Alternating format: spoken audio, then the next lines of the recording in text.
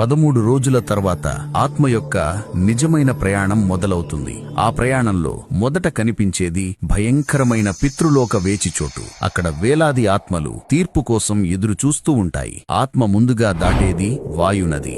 అది గాలి రూపంలో ప్రవహించే నది. పాపాలు ఎక్కువైతే ఆ గాలి బాగా వేడిగా అనిపిస్తుంది. దాని తరువాత వస్తుంది అగ్ని నది.